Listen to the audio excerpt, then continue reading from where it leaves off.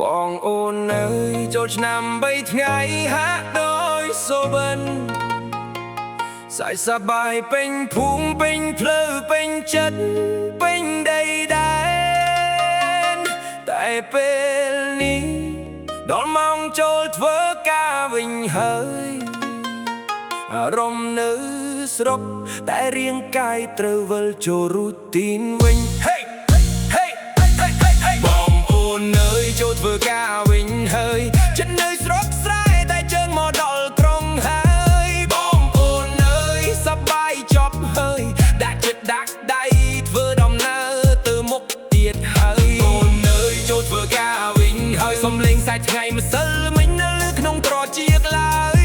បងអូនអើយកុំមកលឿយហត់ពេកចូលឆ្នាំចប់មែនតែជីវិតយើងត្រូវទៅទៀត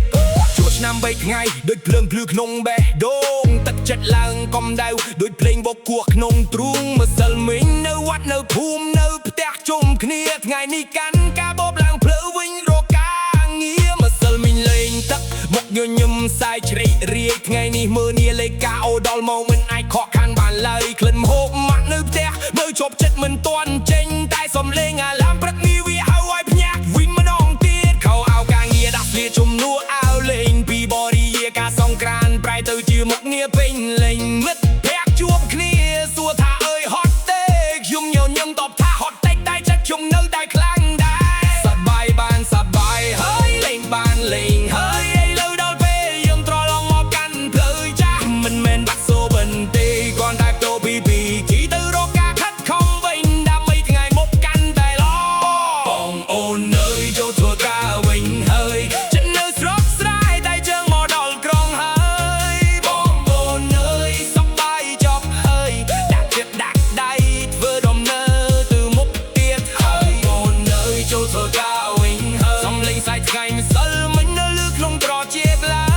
យបងអូនអើយកុំមកលឿយហត់ពេកចូលឆ្នាំចប់មែនតែជីវិតយើងត្រូវទៅទៀតឡើងក្រុមព្រឹកនេះវិញមនុស្សពេញអារម្មណ៍មុខអ្នក